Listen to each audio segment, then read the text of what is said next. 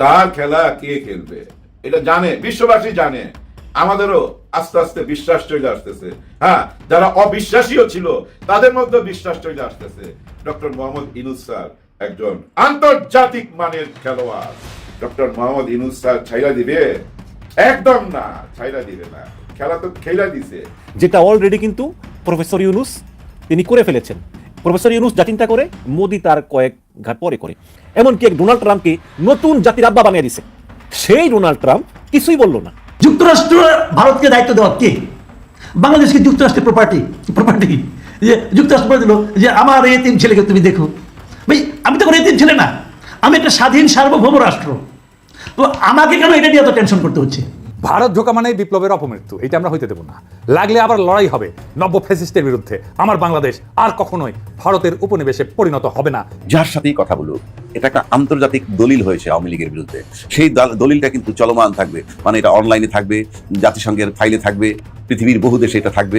কার সাথে কথা বলবে, যখনই কথা বলতে যাবে আওয়ামী লীগ, তখনই তাদের সামনে এই দলিল দস্তাবেজ উপস্থাপন করবে। সবচেয়ে বিপর্যয়ের যে অবস্থানে পড়েছে ভারতীয় সাংবাদিকরা, রীতিমতো রাস্তাতে নামিয়ে এনেছেন ভারতীয় সাংবাদিকদের প্রেসিডেন্ট ট্রাম্প। তাদের কনফিডেন্সি ইভেন ইন ইংলিশ সবকিছুকে তুচ্ছ-তাচ্ছিল্য করে দিয়ে একদম রাস্তার সাংবাদিক বানিয়ে হোয়াইট হাউসে বেইজ্জতি করেছেন president Donald Trump. Doctor Mohammad Yunus সাহেবের বক্তব্যে পরিষ্কার হয়েছে, আগে হবে ইউনিয়ন পরিষদের নির্বাচন, পরে হবে সংসদ নির্বাচন।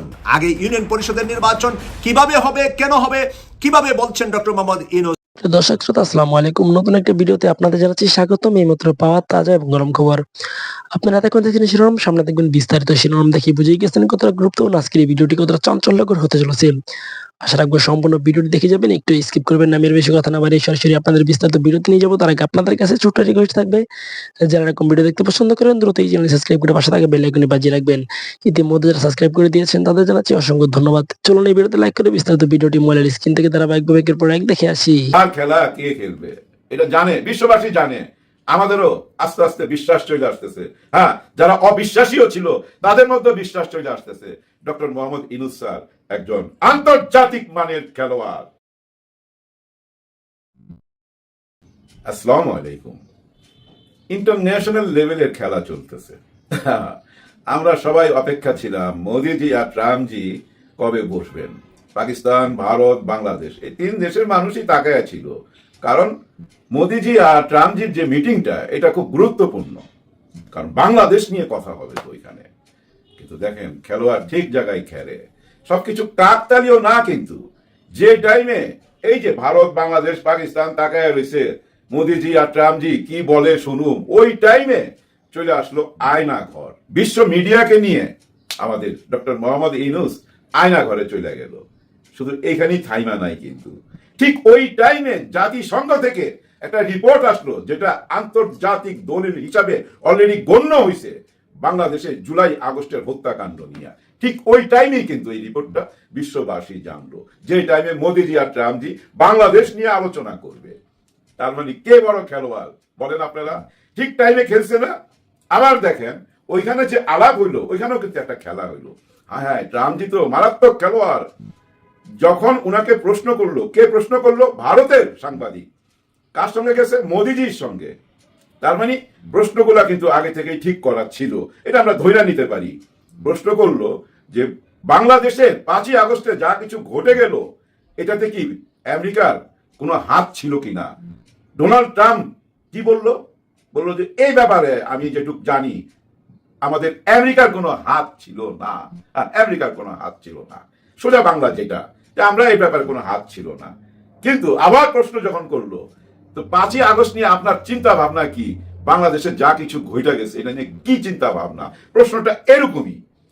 তখন দেখেন কি খেলোয়াড়, কেন বললাম, উনি কিন্তু বললেন যে এই ব্যাপারটা আমি মনে করি মোদিজি ভালো বলতে পারবে, কারণ উনি 100 বছর যাবৎ এইটা নিয়ে গবেষণা করতেছেন। এই খেলাটা উনি খেলবেন, ওনার উপরে ছাইরা দিলাম, উনি বলুক এই ব্যাপারটা। মানে খেলা কেন আমি বারবার বলতেছি, বলটা মোদিজির পায়ের দিকে দিয়ে দিল, যে মার ভাই তুই মার, তোর পায়ে দিলাম। মোদিজি দেখেন উনার কথা শোনার পর বুঝে নাই, বুঝছেন, ওনার কথাটা বুঝে নাই কি বলছে।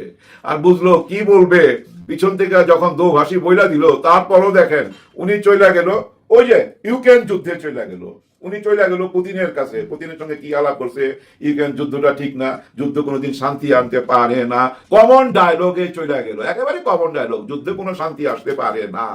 এটা তো সবাই বলে, সুশীলরা বইলা থাকে, ওই সুশীলই কথা উনি বললেন হিন্দিতে। হিন্দিতে মহাবিপদ তো, ইংলিশ না জানলে মহাবিপদ। খেলাটা খেলে দিছে কে? ট্রাম্পজি। বলটা দিয়ে দিছে মোদিজির দিকে যে মারেন। আর মোদিজি ওখানে যদি কিছু কইতে যায় তাহলে কি হইলো, কি বলা হইলো? বলা হইতো না বাংলাদেশের বিরুদ্ধে, হাসিনার পক্ষে বলা মানি তো বাংলাদেশের বিরুদ্ধে। আর আন্তর্জাতিক মিডিয়ায় বাংলাদেশের বিরুদ্ধে কথা বললে ডক্টর মোহাম্মদ ইউনূস স্যার ছাইরা দিবে? একদম না, ছাইরা দিবে না। খেলা তো খেলা দিছে, দেখেন চোখের সামনে দেখতেছে যে এগুলাকে রং করা হয়েছে, এই আয়নাঘর রং করা হয়েছে, মাঝখানে দেওয়াল ভাঙা দেওয়া হয়েছে। কেন ওই 6 মাস সময় লাগলো? একটু বুঝার চেষ্টা করবেন বিবেক দিয়া, বুদ্ধি দিয়া ভাই। এটার জন্য অনেক বড় পণ্ডিত হওয়ার দরকার নাই, সহজ অঙ্ক। আমাদের দেশের এই যে আর্মিতে যারা চাকরি করে এরা কারা? আমাদের ভাই ব্রাদার না? র্যাবে যারা চাকরি করে, পুলিশে যারা চাকরি করে, আনসারে যারা চাকরি করে, আমাদের ভাই ব্রাদার না? আমার শ্বশুরই চাকরি করে আনসারে। হ্যাঁ, তাইলে আমাদের এরাতে মুরব্বী ভাই ব্রাদার, আমাদের এই রক্তের মানুষ। দেখেন এই যে বিশ্ব জাতিসংঘের মিশনে যখন যায়, কারো ভাগ্যে যদি চান্স আসে, কোনো আর্মির, পুলিশের, র্যাবের, ওর ভাগ্যটা পরিবর্তন হয়ে যায়। একজন বাবা কেন চাইবে না তার ভাগ্য পরিবর্তন করতে? কারণ তার সন্তানদের ভাগ্যর সাথে তো তার ভাগ্য জড়িত, পুরো সংসারটাই তো চেঞ্জ হয়ে যায়। একটু যদি জাতীয় ওই যে জাতিসংঘের মিশনে যাইতে পারে, ওখানে একটা চাকরি পায়, অনেক টাকা বেতন পায়, সেই লিগেল টাকা দিয়া দেশে একটা বাড়ি করতে পারে, নিজের সন্তানের ভবিষ্যৎ গইরা দিতে পারে, বউ বাচ্চার মুখে হাসি ফুটাইতে পারে। এখন এই আয়নাঘরের অরিজিনাল রূপ যদি সামনে চলে আসতো, ওই জায়গায় যায় আঘাত করতো জাতিসংঘের ওই মিশনে, ওইখান থেকে যদি বাইক করে দেয়, কত হাজার হাজার মানুষের স্বপ্ন ধ্বংস হয়ে যাবে। এগুলা ভাবতে হয়েছে, বুঝছেন ডক্টর মোহাম্মদ ইউনূসকে, এগুলা ভাবতে হয়েছে। এইটাও সত্যি কথা, আর্মিও চাইছে। হ্যাঁ, আর্মির পক্ষে থেকে যারা বড় বড় মাথাগুলা তারা চাইছে যে না, এটা সামনে না আসুক। স্যারের কাছে, ইউনূস স্যারের কাছে হয়তো বারবার রিকোয়েস্ট করতে, স্যার এটা সামনে আইনেন না। দেখেন যখন উনি পরিদর্শনে গেল, বিশ্বের অনেক সাংবাদিকও ছিল, কিন্তু আর্মি কেউ ছিল কি, র্যাবে কেউ ছিল কি? ছিল না, পুলিশের মানুষ ছিল। ওনারা সামনে আসে নাই, লজ্জায় আসে নাই, লজ্জায় আসে নাই। অন্যায় করছে 10 জন, বদনাম হয়ে গেছে 10 লাখের। কি করবেন? মাইনা নিতে হবে, নিজেরই ভাই ব্রাদার। ওনারা এটা লুকাইতে চাইছে, এই লুকানো জিনিসটা আমরা কিন্তু বুঝতে আছি সবাই, কিন্তু ওই যে প্রোপাগান্ডা ছড়াইতে হবে, আয়না ঘর বানাইছে। ওই যে একটু আগে বললাম, ওনাদেরকে মাথায় ঢুকাই দিছে তো, ওনারা নিজেদের নিয়ন্ত্রণ হারাই ফেলছে তো, ওনাদেরকে এখন দখল করতে, ওনাদেরকে নিয়ে রাজনীতি করতে খুব সুবিধা। এই রাজনীতি কিন্তু বঙ্গবন্ধু শেখ মুজিবুর রহমান শুরু করছিল এবং ওনার মেয়ে এসা শেষ করছে। শেষ কথাটা এই জন্য বললাম, আন্তর্জাতিক আদালতে ওনার বিচার হবেই। দেখেন বিএনপি একটা মামলা করতে গেছে, ওনাদের 600-র উপরে নিহত হয়েছে জুলাই আগস্টের এই গণহত্যায়। ওনারা এই যে আন্তর্জাতিক প্রতিবেদন আসার পর, জাতিসংঘের এই প্রতিবেদন আসার পর ওনারা মামলা করতে গেছে। ওনাদেরও 6 মাস লাগছে এই মামলা করতে। ওনাদের 600-র উপরে যে শহীদ হয়েছে জুলাই আগস্টে, এটার বিচার চাইতে ওনাদেরও 6 মাস লাগছে। তার মানে কি, খেলায় কে জিতলো? খুব স্লোলি খেলতেছে ডক্টর মোহাম্মদ ইউনূস স্যার। এই যে মোদিজি এত লম্ফ জম্প এত কিছু করবে, উনি এসে এখন বলুক না দেখি বাংলাদেশের বিরুদ্ধে কোনো কথা। হ্যাঁ, আমি চ্যালেঞ্জ করলাম ভারতবাসীকে না, মোদিজিকে, মোদিজির গদি মিডিয়াকে চ্যালেঞ্জ করলাম, দেখি ভাই কত প্রোপাগান্ডা ছড়াইতে পারো, ছড়া, আরো কিছু বল দেখি। আমেরিকা থেকে আসার পর দেখি না কি বলে, ঘোড়ার ডিম বলবে, কিচ্ছু বলতে পারবে না। মোদিজির চেহারা দেখেন নাই, এইভাবে তাকায় ছিল, ক্যামেরার দিকে কিভাবে তাকায় ছিল, কারণ ওনার কাছে তো মেসেজ চলে গেছে। উনি বুঝা ফেলাইছে যে আন্তর্জাতিক লেভেলে ডক্টর ইউনূসের সাথে উনি খেলা পারবে না। উনি কেন, বিশ্বের অনেক নেতাই পারবে না, কারণ উনি আন্তর্জাতিক মিডিয়ার কাছে একজন সৎ মানুষ, ভালোবাসার মানুষ। বুঝবেন, উনাকে যেদিন হারাইবেন বুঝবেন। কিন্তু আমরা ওনাকে হারাইতে চাই না, আমরা চাই উনি মাঠে খেলুক না, নির্বাচন তো দিবেই। বাংলাদেশের রাজনীতিতে এখন ধুমরুজাল চলছে, আগে ইউনিয়ন পরিষদের নির্বাচন নাকি আগে সংসদ নির্বাচন। এই বিতর্কের অবসান ঘটিয়েছেন আজকে ডক্টর মোহাম্মদ ইউনূস। ডক্টর মোহাম্মদ ইউনূস সাহেবের বক্তব্যে পরিষ্কার হয়েছে, আগে হবে ইউনিয়ন পরিষদের নির্বাচন, পরে হবে সংসদ নির্বাচন। আগে ইউনিয়ন পরিষদের নির্বাচন কিভাবে হবে, কেন হবে, কিভাবে বলছেন ডক্টর মোহাম্মদ ইউনূস, ওনার বুদ্ধিমত্তার সাথে ওনার কথাগুলা আমাদের আমাদের বুঝতে অনেক সময় একটু সময় লাগে, তারপরেও যারা আমরা ওনাকে নিয়ে আলোচনা করি, সমালোচনা করি বা ওনার উপরে ওনার বক্তব্য নিয়ে চিন্তা করি, তারা অনেক সময় খুঁজে পাই ওনার দূরদর্শী কথাগুলা। সেই দূরদর্শী কথা থেকে আপনাদেরকে নিয়ে যাচ্ছি আমি এখন মানব জমিন পত্রিকায়। মানব জমিন পত্রিকা আজকে যা লিখেছে সেখান থেকে আপনারা খুঁজে পাবেন উনি কিভাবে বললেন ইউনিয়ন পরিষদের নির্বাচন আগে আর কিভাবে বুঝিয়ে দিলেন সংসদ নির্বাচন হবে পরে, এবং ডক্টর মোহাম্মদ ইউনূসের সরকারের সময়সীমা যে লম্বা হবে তাও আজকের এই কথা থেকে পরিষ্কার হয়েছে। হাসিনার বিচার করতেই হবে, নইলে জনগণ ক্ষমা করবে না আমাদেরকে, ডক্টর মোহাম্মদ ইউনূস। এই হেডলাইনটি করেছে মানব জমিন পত্রিকা।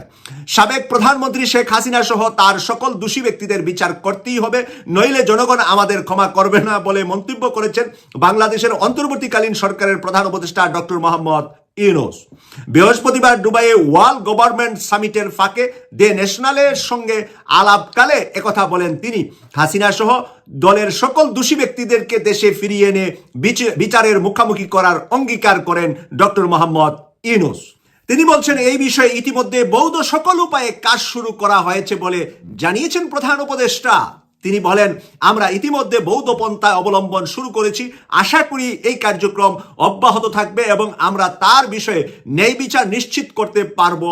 এটা করতেই হবে, নইলে জনগণ আমাদেরকে ক্ষমা করবে না। প্রিয় দর্শক, এবার আপনাদের কাছে পরিষ্কার কিনা যে শেখ হাসিনা এবং তার দোসরদের বিচার করা পর্যন্ত ডক্টর মোহাম্মদ ইউনূস রাষ্ট্রীয় ক্ষমতায় থাকবেন। তাদের দোসরদের বিচারের সময়সীমা কতটুকু লাগতে পারে, কতটুকু সময়ের ভিতরে শেষ করতে পারবেন, এটা বলা এবং বাস্তবায়ন করা আজকেই সময়টা নির্ধারণ করা যাবে বলে আমি মনে করছি না। আপনারা কতটুকু সময় লাগতে পারে বলে মনে করেন তারা কমেন্টস করে লিখবেন। আর এই জন্যই আমি বলেছি আগে হবে ইউনিয়ন পরিষদের নির্বাচন, কারণ সেই সময়টা হাসিনার বিচার শেষ করা এবং তাকে ন্যায় বিচার করা হবে, তার উপরে কোনো অন্যায় বিচার করা হবে না। তিনি বলেছেন ন্যায় বিচারটা তখনই হবে যখন জাতিসংঘ থেকে 1400 মানুষের জীবন ছিনিয়ে নিয়েছে শেখ হাসিনার নামে এক ধরনের মামলা করলেন এখন জাতিসংঘ। মামলাটা কার কাছে করেছেন? ডক্টর মোহাম্মদ ইউনূসের কাছে করেছেন। প্রিয় দর্শক, এখন যদি আমি মনে করি না আমরা সেই দলিল মানি না, জাতিসংঘ মানি না, জাতিসংঘ কি বলেছে আমরা করি না, আমরা সাধারণ নির্বাচন করব যে কোনো সময় এবং সেই নির্বাচনে বিজয়ী হয়ে আমাদের মতো করে আমরা বিচার করব, অথবা আমরা করব না, এই কথা বলার আর এই জায়গায় থাকার স্ট্যান্ডটা এখন বাংলাদেশের মধ্যে সীমাবদ্ধ নয়। কারণ এই আন্তর্জাতিক অঙ্গনের আভ্যন্তরীণ সহযোগিতাই হাসিনা পালিয়ে গিয়েছে বাংলাদেশ থেকে।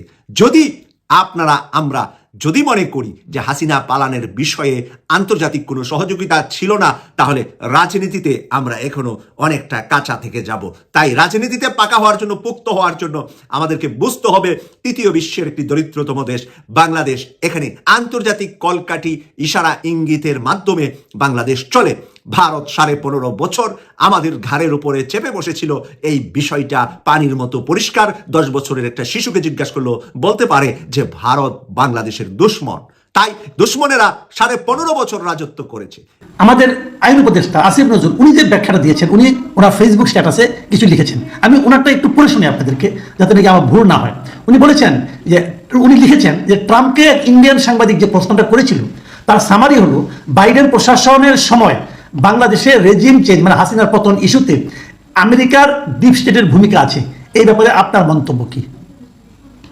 উত্তরে ট্রাম্প বলেছেন না, আমেরিকার ডিপ স্টেটের কোনো ভূমিকা নেই, এবং তারপর চোখে মুখে বিরক্তি নিয়ে মোদির দিকে ইঙ্গিত করে, যেহেতু উনি আবার ব্যাকেটে লিখেছেন, যেহেতু ইন্ডিয়ান সাংবাদিক মন গড়া তথ্য প্রচার করতে চাচ্ছিল তাই ইন্ডিয়ান প্রধানমন্ত্রীর দিকেই তাকে রেফার করে দিয়ে ট্রাম্প বলেছেন বাংলাদেশ ইস্যুতে ওই প্রশ্নের উত্তরটা মোদির উপর ছেড়ে দিলাম। মানে বাংলাদেশ সংক্রান্ত ওই প্রশ্নের উত্তর মোদিকে দিতে বলেছিলেন ট্রাম্প। এই হলো ঘটনার সামারি। এই যে কথাটা আমি বললাম এটুকু আমাদের আইন উপদেষ্টা উনি লিখেছেন, মানে এটা উনার ব্যাখ্যা। তো ওনার ব্যাখ্যাটা কিন্তু আপনারা আবার যদি কেউ ভিডিওটা দেখেন, ইউটিউবে ভিডিওটা পাবেন, কিন্তু আপনি ইউটিউবের ভিডিওটা দেখে নেন, দেখবেন যে ওনার বক্তব্যের সঙ্গে কতটুকু মেলে কতটুকু মেলে না, কিছু মিলতে পাবেনি, কোনো সন্দেহ নাই। আবার আমি যে ব্যাখ্যাটা দিলাম একটু আগে যে এই ব্যাপারে ভারত 17 বছর ধরে কাজ করছে, ভারত বলবে ভারতের উপর ছেড়ে দিলাম, এটার আবার আরেকটা ব্যাখ্যা কিন্তু আপনি দিতে পারেন। আবার এই প্রেস কনফারেন্সের পরে আমি প্রেস কনফারেন্সের চরিত্র নিয়ে একটু পরে আলোপ করবো। প্রেস কনফারেন্সের পরে ভারতের যিনি পররাষ্ট্র সচিব তিনিও কিন্তু একটা সাংবাদিকদের কিছু কথা বলেছেন। সেখানে উনি কি বলেছেন সেটা আপনাদের একটু আমি বলি। সেখানে এই বিদেশ সচিব উনি বলেছেন যে দুই নেতার মধ্যে এ বিষয়ে আলোচনা হয়েছে, সেটা আপনাদের জানাই। বাংলাদেশের সাম্প্রতিক পরিস্থিতি নিয়ে প্রধানমন্ত্রী মোদী তার উদ্বেগ প্রকাশ করেছেন এবং সে দেশের পরিস্থিতি ভারত কিভাবে দেখছে সে কথাও জানানো হয় তাকে। ভারত আশা করছে বাংলাদেশের পরিস্থিতি এমন একটা দিকে এগোবে যে যাতে উভয় দেশের মধ্যে গঠনমূলক ও স্থিতিশীল সম্পর্ক গড়ে ওঠে, কিন্তু সেখানকার পরিস্থিতি নিয়ে চিন্তা রয়েছে এবং প্রধানমন্ত্রী মোদী সেই উদ্বেগের কথা ট্রাম্পের সঙ্গে আলোচনায় তুলে ধরেছেন।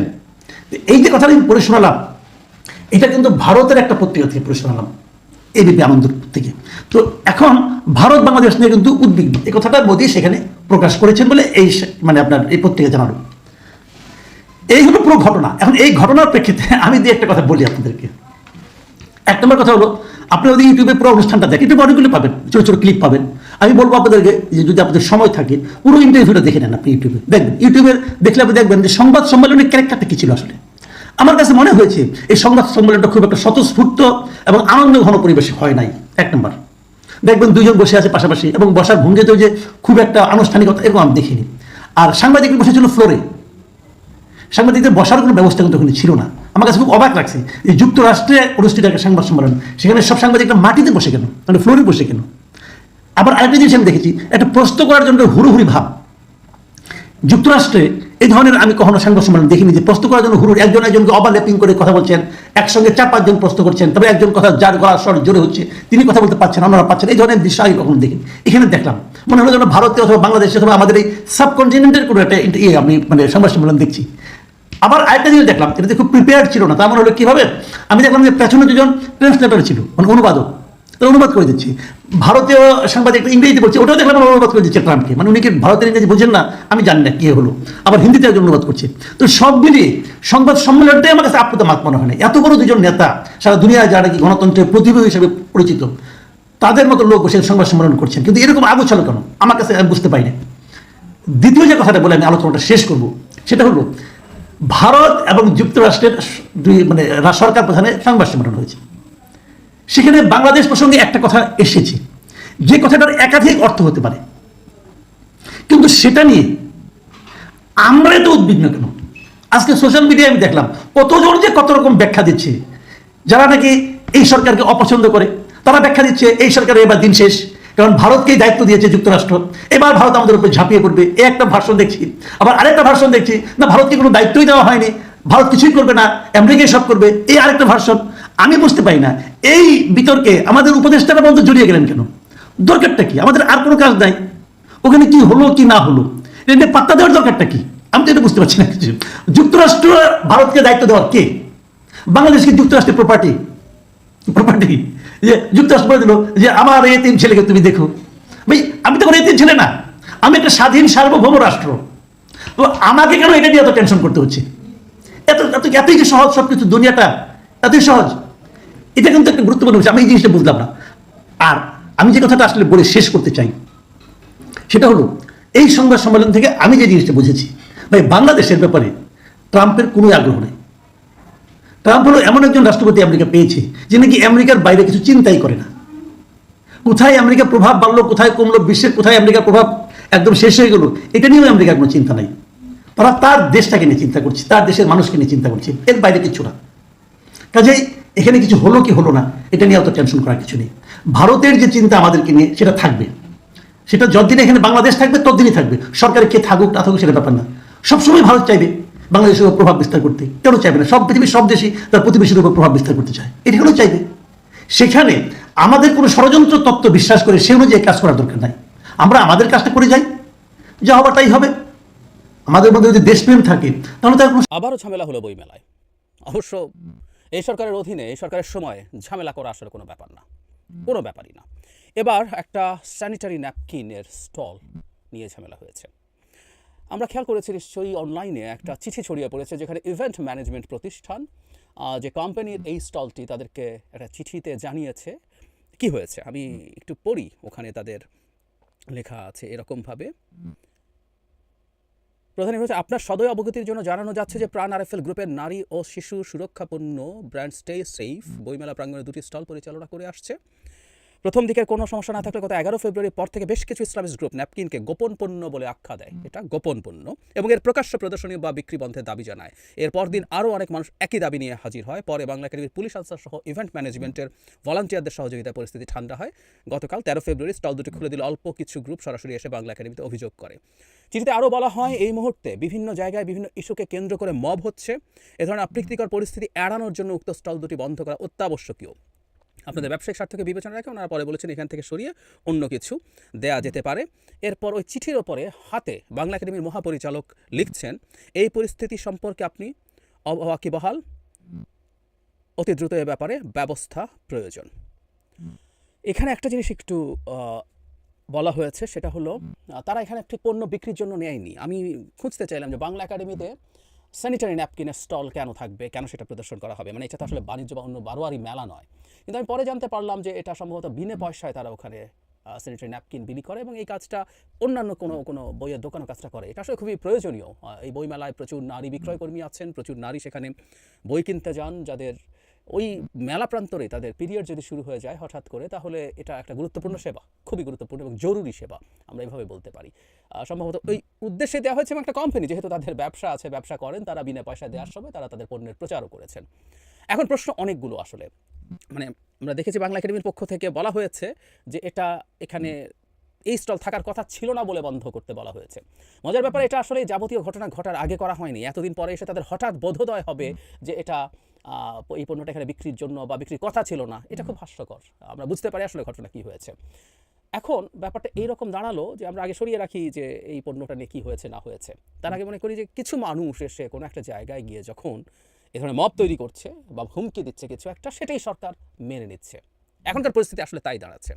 স্যানিটারি ন্যাপকিনের মতো পণ্য গোপন পণ্য, এই আলাপ আজকের বাংলাদেশে হচ্ছে, যেটা বহু আগে, অন্তত 2-2.5 দশক আগে এই আলাপ একরকম শেষ হয়ে গিয়েছিল। আমাদের সমাজে এই জিনিসটার প্রতি ট্যাবু ভেঙেছিল। আমরা এই প্রকৃতির সাথে নিজেদের অভ্যস্ত হয়েছি, এই জিনিসটাকে ওরকম করে আর দেখছিলাম না। সেখানে নতুন করে আজকে এটা আরোপিত হয়েছে। তার চেয়েও বড় কথা, কিছু মানুষ মিলে যখন একটা জিনিস চাইলো, সেটা হয়ে গেল। আমরা দেখতে পাচ্ছি যে বইয়ের পুরো দোকানটাকে কালো কাপড়ে ঢেকে ফেলা হয়েছে। এটা এতটাই লুকিয়ে ফেলার মতো ব্যাপার বলে বলা হলো, কারণ একাডেমি এটাকে ঝামেলা এড়াতে চায়। চিঠিতে যেটা বলা হয়েছে, বিভিন্ন জায়গায় যেহেতু মব হচ্ছে, ইভেন্ট ম্যানেজমেন্ট প্রতিষ্ঠান যে পণ্য মালিক সেই প্রতিষ্ঠানকে বলছে, যেহেতু বিভিন্ন জায়গায় মব হচ্ছে তাই ঝামেলা এড়ানোর জন্য এটা তারা করা সাজেস্ট করছেন। আমি ধারণা করি সরকারের কেউ সম্ভবত এই যুক্তিটাই দিতে চাইবেন, বিভিন্ন জায়গায় যেহেতু সমস্যা হচ্ছে তাই এটা আমরা করে ফেললে ঝামেলা মুক্ত হয়ে যাওয়া গেল বা কেওসটা বাড়ানো হলো না। এই একটা জায়গায় সরকারের সিদ্ধান্ত একেবারেই ভুল। মানে সরকারকে সরকার হয়ে উঠতে হয়। আমি এই জিনিসটা দেখছি, এই সরকারটা সরকার হয়ে ওঠেনি, উঠছে না। 6 মাস পার হয়ে গেল, এটা সরকার হয়ে ওঠেনি। মব যদি বন্ধ করতে হয়, তাহলে মব কয়েকটা ঘটনা টাফভাবে ট্যাকল করতে হবে, তাহলেই মব বন্ধ হতো। এখন বরং তারা এড়ানোর চেষ্টা করতে গিয়ে আসলে দিনের শেষে আরও মব উস্কে দিচ্ছেন। এই বোধটুকু এই সরকারের ন্যূনতম আছে বলে মনে হয় না, একেবারেই মনে হয় না। বাংলা একাডেমিতে আরেকটা ঘটনা ঘটলো, এটাও খুবই বাজেভাবে হ্যান্ডেল হয়েছে। ইট ওয়াজ এ ট্র্যাপ, মানলাম, কিন্তু এটাও হ্যান্ডেল করা যায়নি। সরকার, বাংলা একাডেমি কেউ না। আর আজ এই ঘটনা ঘটলো।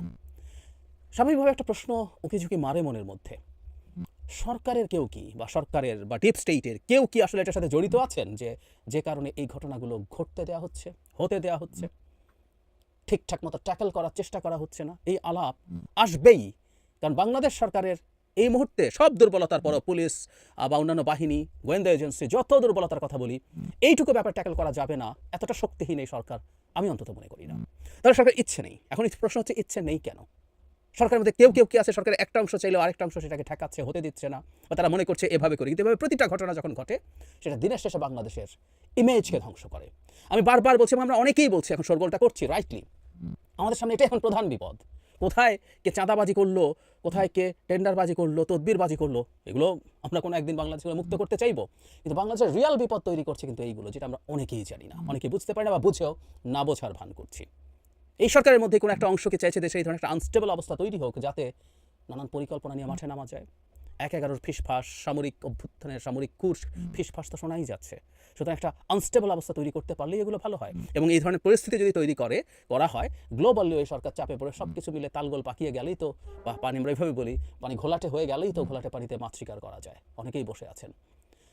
আমি জানি না সরকারের এই অথর্বতা কবে কাটবে, কবে সরকার এগুলো কাটিয়ে উঠবেন আমি জানি না। ডক্টর ইউনূসের মতো একজন মানুষের ওপরে এই ধরনের অপবাদ তৈরি হচ্ছে এবং এই অপবাদ নিয়ে শেষ পর্যন্ত তিনি ক্ষমতা থেকে যাবেন, এটা খুবই মর্মান্তিক। আমাদের চারদিক থেকে শোরগোল, এবং আমি আজকে সকালেও ঠিক ওই ভিডিওটার মধ্যেও অনেকগুলো ঘটনা বলেছি। আরেকটা যুক্ত হলো এবং এটা খোদ ঢাকা শহরে বই মেলার মতো জায়গায় এটার ইম্প্যাক্ট আরও অনেক বেশি, এবং আমি মনে করি আমাদের ধর্মগুরুদের একটা খুব গুরুত্বপূর্ণ প্রভাব আছে এই জায়গাগুলোতে। তাদের এইটার বিরুদ্ধে দাঁড়ানো দরকার, বক্তব্য দিয়ে কঠোরভাবে তারা এগুলোর বিরুদ্ধে দাঁড়িয়ে অন্যান্যদের সাহস তৈরি করতে পারেন যারা মনে করেন এগুলোতে সমস্যা, মানে এই মবগুলো তো আমাদের জন্য ক্ষতি করছে, তাদের এই রোলটা আমি প্রত্যাশা করছি। প্রিয় দেশবাসী, শুরু থেকে শেষ পর্যন্ত যারা এই ভিডিওটি দেখেছেন সকলকে জানাই অসংখ্য অসংখ্য ধন্যবাদ।